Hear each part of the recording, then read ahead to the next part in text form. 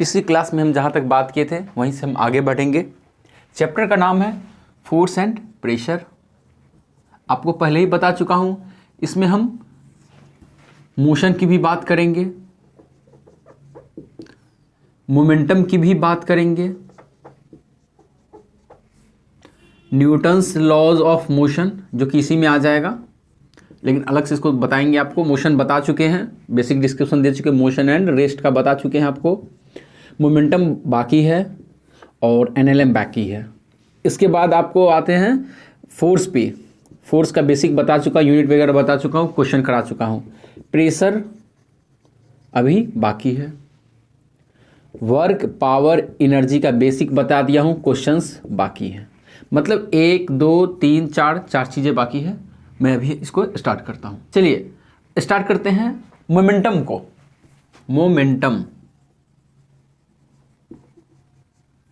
Momentum is the product of velocity and mass. Mass और velocity का product होता है मोमेंटम। तो momentum product of mass and velocity. अब बहुत लोग ये सोच रहे होंगे कि सर एक स्पीड होता है, एक वेलोसिटी होता है, कभी आप स्पीड बोलते हैं, कभी वेलोसिटी बोलते हैं। तो इस चीज़ को मैं अभी क्लियर कर देता हूँ, बाद में दोबारा आप नहीं पूछिएगा। स्पीड, वेलोसिटी, देखिए जितनी भी क्वांटिटी है इस फिजिकल वर्ल्ड में, फिजिक्स में आप जितनी भी क्वांटिटी पढ़ेंगे दो तरह की होंगी, एक स्केलर और एक vector. There are two types of quantities in our physics or in physical environment in our life. Scalar quantity and vector quantity. Scalar quantity don't have direction. इनके पास अपना डायरेक्शन नहीं होता है। वेक्टर क्वांटिटी हैव डायरेक्शन, इनके पास अपना direction होता है। या फिर ये कहिए स्केलर प्लस डायरेक्शन बराबर वेक्टर। स्केलर क्वांटिटी के पास यदि डायरेक्शन आ जाए तो वो वेक्टर कहलाएगी। जैसे स्पीड भाई 50 किलोमीटर पर आवर चल रहा है, तो ये स्पीड हो गया। लेकिन वही हम इसको वेलोसिटी में लिखना चाहेंगे तो 50 किलोमीटर पर आवर, कोई डायरेक्शन देना होगा लास्ट में, आई कैप, जे कैप, के कैप।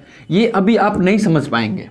आई कैप, जे कैप, के कैप क्या है, ये डायरेक्शन को डिनोट करने का तरीका, ये एक यूनिट वेक्टर होता है।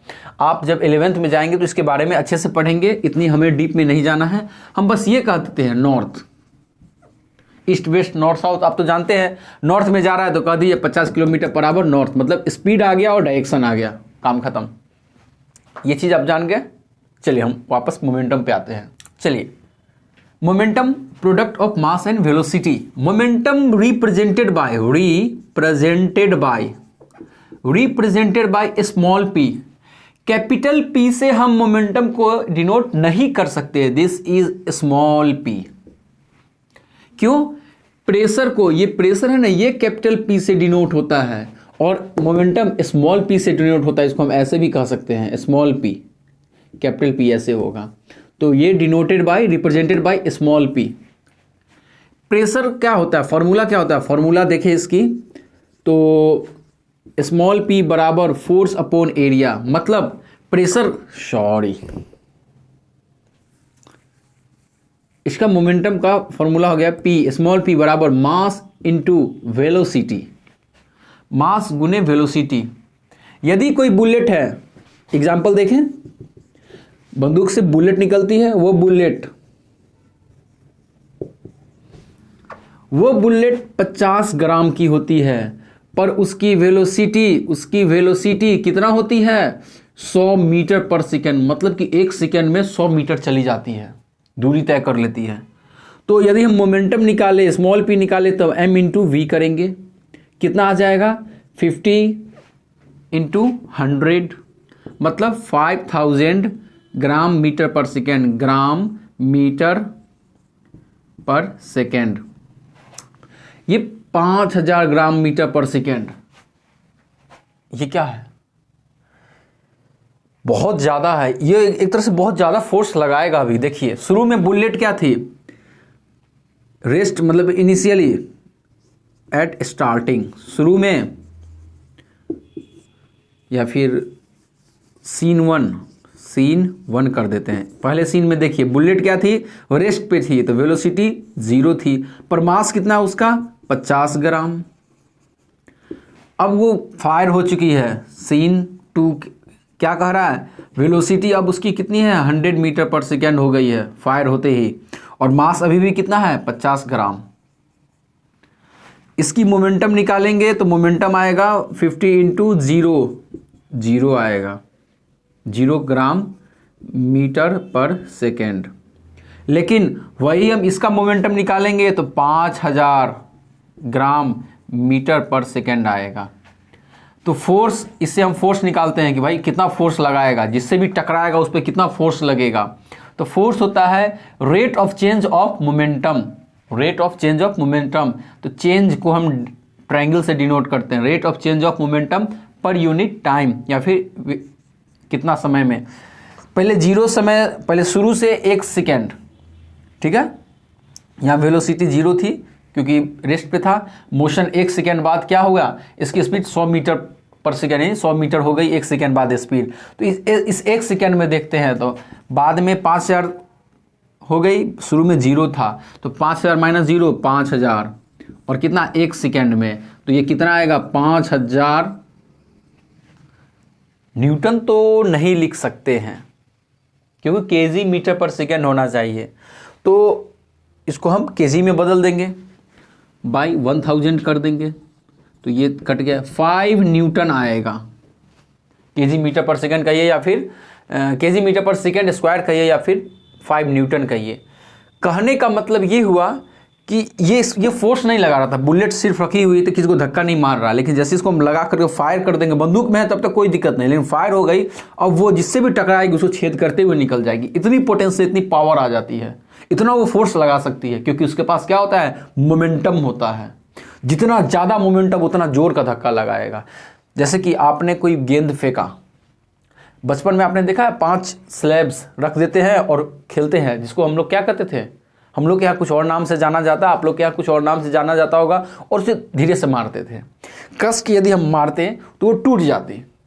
जैसे शीशा लगा हुआ है, उस पर धीरे से कोई प्लास्टिक की बॉल को फेंकेंगे तो उसमें क्या आता है, क्रैक आ जाते हैं, गिरती नहीं शीशा, लेकिन वही कस के फेंक दीजिए तो वो बॉल तो अंदर चला जाए या बाहर आ जाए या फंस जाए, लेकिन शीशे क्रैक हो जाएंगे, कुछ शीशे नीचे भी गिर जाएगी। मतलब वो जितने जोर से आप फेंकेंगे उतना ज़्यादा उसमें एनर्जी दिए, उसमें उतना ज़्यादा मोमेंटम मिला, जितना ज़्यादा मोमेंटम मिला उतनी तेज़ी से वो भागा, और जितनी तेज़ी से भागा आके उतना ही तेज़ी से टकराएगा, और उतना ही ज़्यादा जर्क लगाएगा, उतना ही ज़्यादा फोर्स लगाएगा।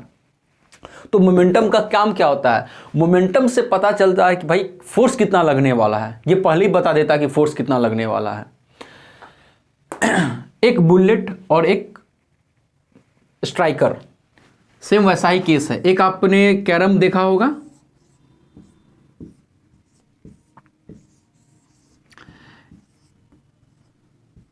आप इसे इस तरह मारेंगे कि ये इधर चला जाएगा, या फिर यहां से भी मारेंगे डायरेक्ट ऐसे। आप देखिए यहां से आप मारेंगे डायरेक्ट तो थोड़ा सा भी जर्क देंगे और ये आएगा धीरे धीरे धीरे धीरे, ये जाके चला जाएगा जगह पे। लेकिन जब आप साइड से मारते हैं, कट मारते हैं, तो क्या होता है, आप एक हल्का सा जर्क देते हैं, वो जर्क ऐसा होता है कि इससे टकराते ही स्ट्राइकर रेस्ट में आ जाता है, लेकिन गोटी आगे जा करके चली जाती है। तो कहने का मतलब मोमेंटम आप कितना ज़्यादा दे रहे हैं, यहाँ पे मोमेंटम कम दिया जा रहा था, यहाँ मोमेंटम ज़्यादा दिया जा रहा था। जर्क, एक जर्क काफ़ी होता है। जैसे कोई भी चीज़, एक बॉक्स है, इसमें 5 केजी का कुछ सामान है, और नीचे आप इसे पकड़ के खींचेंगे धीरे धीरे, ये नहीं टूटेगी, लेकिन एकाएक आप खींच देंगे, ये यहाँ से टूट जाएगी, यहाँ से टूट जाएगी। क्यों? आपने जो फोर्स दिया ना, मोमेंटम दिया ना, वो इसे यहाँ से तोड़ दी। लेकिन आप धीरे धीरे यदि खींचेंगे तो वो नहीं टूट पाएगी, क्योंकि वो जो आपने जर्क दिया वो यहाँ से होते हुए इधर भी जाएगी, इधर भी जाएगी, बट जाएगी, और वो तोड़ नहीं पाएंगे। लेकिन एकाएक जर्क देंगे तो जब तक ये यहाँ पहुँचेगी तब तक ये टूट चुकी होगी। तो ये क्वेश्चन एक बहुत फेवरेट क्वेश्चन है, क्योंकि एक जर्क ही काफ़ी होता है। एक जर्क में आप उसे तोड़ सकते हैं, नहीं तो आप उसको पकड़ के धीरे धीरे तोड़ना चाहेंगे, वो नहीं टूटेगी। वहाँ पे आपको बॉक्स के जगह आम, सेब, संतरा कुछ भी दे सकता है। वैसे ही आप सिंपल एक और बात देख लीजिए, आपके बाल हैं, आप धीरे धीरे धीरे पकड़ के खींचिए, वो नहीं टूटेंगे, लेकिन एक झटके से ऐसे कीजिए वो उखड़ जाएंगी। वो जर्क होता है, वो मोमेंटम होता है। जितना ज़्यादा मतलब जर्क मतलब क्या, मोमेंटम देना, और मोमेंटम से पता चलता है फोर्स कितना लगने वाला है। वो एक जर्क देते हैं आप, कुछ ही समय के लिए फोर्स बहुत ज़्यादा लगता है, लेकिन आप पकड़ के खींच रहे हैं धीरे धीरे तो फोर्स ज़्यादा समय के लिए लग रहा है पर फोर्स कम लग रहा है। इतना समझ में आया? अब आगे चलते हैं, देखते हैं, एक क्वेश्चन करके देखते हैं। एक क्वेश्चन करते हैं, फाइंड द फोर्स या फिर find the rate of change of momentum. Find the rate of change of momentum, change of momentum if a body is displaced,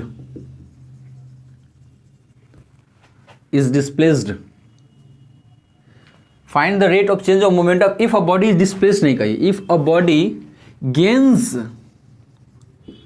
velocity of 100 metre पर सेकेंड। हिंट में यहां दिया हुआ है मास ऑफ बॉडी, हिंट में क्या दिया हुआ है, मास ऑफ बॉडी बराबर 1 kg। चलिए बना के दिखाइए।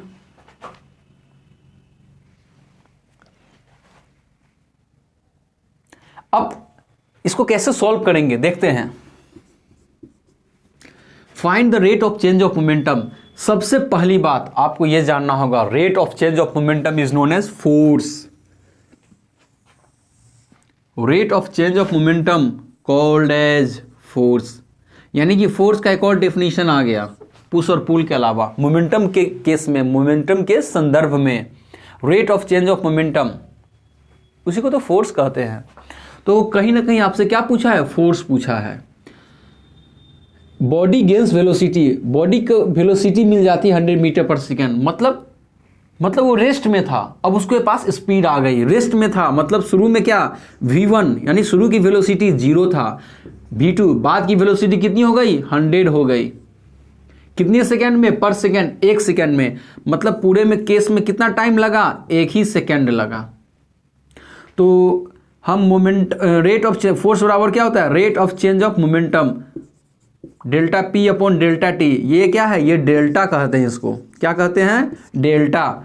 तो एफ बराबर delta P upon delta T, rate of change of momentum. Momentum P बराबर एम भी, तो P1 निकालेंगे और P2 भी निकालेंगे। तो P1 क्या होगा, मास तो वही है, अरे बॉडी का जो मास शुरू में था बाद में मास वही रहेगी, क्या चेंज हो रही है, वेलोसिटी। पहले रेस्ट में था बाद में वेलोसिटी आ गई।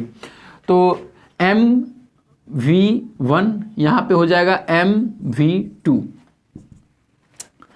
क्या हो जाएगा, मास कितना है, मास है आपका 1 kg, 1 इंटू v1 0, मतलब मोमेंटम 0 है। यहाँ पे mv2, m मास कितना है 1 kg, v2 कितनी है 100, मतलब क्या हो जाएगा 100 kg मीटर पर सेकेंड। ठीक है, तो डेल्टा पी मतलब final momentum minus initial momentum. Finally कितना है, शुरू में कितना था, चेंज बताइए, 100 माइनस 0, 100 माइनस 0, और टाइम 1 सेकेंड, तो 1 सेकेंड ये हो जाएगा kg मीटर पर सेकेंड। पर सेकेंड को हम यहाँ से हटा करके यहाँ पे इंटू 1 सेकेंड ले आते हैं, तो क्या हो गई 100 माइनस 0, 100 kg मीटर पर सेकेंड स्क्वायर। आपको मालूम है इसी यूनिट को हम न्यूटन कहते हैं, क्योंकि ये फोर्स की यूनिट है।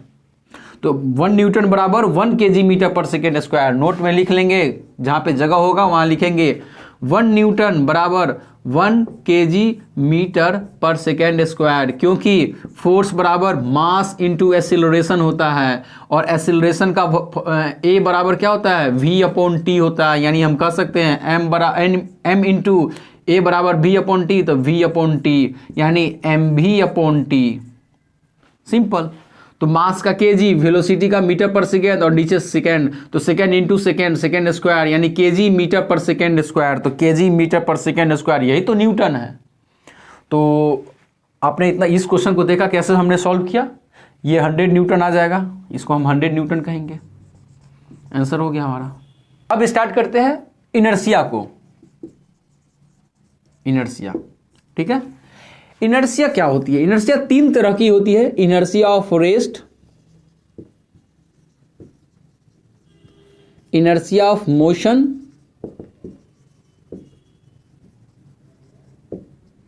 Inertia of direction. वैसे डायरेक्शन ये मैं पूरा लिख देता हूँ, आप लोग भी पूरा ही लिखेंगे। मैं यदि बाई चांस कभी लिख दूंगा शॉर्ट में तो आप उसको पूरा लिखेंगे, आप ऐसे नहीं आदत डालेंगे। मेरे पास समय कम है इसलिए मैं इस तरह से लिख रहा हूँ, ताकि आपको कम समय में ज़्यादा मटेरियल डिलीवर कर सकूँ। आप हमारे YouTube channel India education hub को सब्सक्राइब करके शेयर कर दिए, ताकि ज़रूरतमंद लोगों को भी वो बातें पता चल जाए। और हमारे ऐप को भी आप डाउनलोड करके साइन इन कर सकते हैं, हमसे जुड़ सकते हैं। वहाँ क्वालिटी कंटेंट आपको मिलेगी। जल्दी हम लाइव आ रहे हैं, live education live study start करेंगे, और हर चैप्टर कंप्लीट होते ही आपको वहाँ पे PDF नोट्स उसके मिल जाएंगे बिल्कुल फ्री। और क्वेश्चंस जो डेली सीट्स हैं वो तो अभी स्टार्ट नहीं हुई, जल्दी स्टार्ट हो जाएगी, लेकिन वहाँ आपको प्रैक्टिस सीट्स अभी मिलने शुरू हो गए हैं। आप वहाँ जा करके प्रैक्टिस सीट्स के लिंक पे क्लिक करके आप ले सकते हैं, और बाकियों को जिनको भी ज़रूरत है आप जुड़ सकते हैं हमसे। चलिए, inertia, inertia of rest, inertia of motion, inertia of direction. पर इनर्शिया है क्या, अभी बताता हूँ, आपको फील होगी। आप गाड़ी में बैठे रहते हैं, गाड़ी एकाएक चलती है, आप पीछे की तरफ झुक जाते हैं, या फिर गाड़ी चल रही है, आपने एकाएक ब्रेक मारा तो आगे की तरफ झुक जाते हैं। ये क्या हो रहा है? या फिर गाड़ी जैसे बस में बैठे, बस वालों ने घुमाया ऐसे, तो फिर आप क्या होता है, धीरे धीरे ऐसे झुक जाते हैं। या बस है थोड़ा किनारे से कट के, यदि कोई गाड़ी जा रही है उससे, और आपकी गाड़ी पीछे, आपकी गाड़ी आगे होना चाहती है तो ओवरटेक करेगी, तो थोड़ा क्या होता है, रोड से इस तरफ से होकर तेज़ी से निकालती है। तो जैसे ही तेज़ी से निकालेगी तो आप तो ऐसे थे, जैसे ही उधर घुमाएगी आप ऐसे होंगे, जैसे ही फिर इधर घुमाएगी बस तो आप ऐसे हो जाएंगे। मतलब आप जाना, आपकी शरीर सीधा जा रही थी लेकिन बस इधर घूम गई, तो बस तो इधर घूम गई, तो फिर आप इधर न घूम के आप इधर घूम रहे हैं, तो वो आप इधर धक्का खा जाएंगे, आप साइड तरफ में धक्का खाएंगे, ठीक है। लेकिन जैसे ही बस फिर इधर घूमेगी तो फिर आप, अब चूंकि आप इस डायरेक्शन में जा रहे थे, तो अब क्या होगा, बस तो इधर आपको ले जाएगी लेकिन आप इस तरफ की होंगे, तो आप फिर इधर धक्का खाएंगे। लेकिन जैसे फिर सीधा होगी तो आप इस तरफ जा रहे थे लेकिन बस सीधा जाने रहे तो आपको इधर जाना पड़ेगा, तो अब आप उल्टा धक्का खाएंगे। मतलब कभी आप इधर कभी उधर क्यों होते हैं? वो इनर्शिया आपसे करवाता है, आप खुद शौक नहीं आपको करने का, वो इनर्शिया आपसे करवाता है। कभी इधर झुक गए, कभी उधर झुक गए, तो ये इनर्शिया का ही खेल है। इनर्शिया ऑफ रेस्ट ये कहती है, अच्छा इनर्शिया क्या है, किसी भी oppose the change in normal state of body। किसी भी वस्तु की नॉर्मल स्थिति में किसी भी तरह का बदलाव को ये अपोज करती है, विरोध करती है। या फिर ये कहे oppose the normal change in the normal state, oppose the change in the normal state of body. Body का जो नॉर्मल स्टेट है उसमें ये चेंज को अपोज करता है, चेंज नहीं होने देता है। यदि कोई सब्सटेंस रेस्ट में है तो वो रेस्ट में रहना चाहता है, कोई मूविंग में है तो मूविंग में रहना चाहता है, कोई ईस्ट में जाना जा रहा है और एकाएक आप वेस्ट में घुमा देंगे गाड़ी तो वो ईस्ट की तरफ धक्का खाता है। तो ये क्या है, ये सब इनर्शिया है। Inertia of rest, inertia of motion, inertia of direction. लगता है बहुत ज़्यादा लंबा वीडियो हो रहा है तो ज़्यादा लोड नहीं देंगे, आज इतना ही रखते हैं। कल इसके बारे में अच्छे से डिस्कस करेंगे, कुछ क्वेश्चन भी बनाएंगे। आप इसे अधिक से अधिक शेयर करें। धन्यवाद।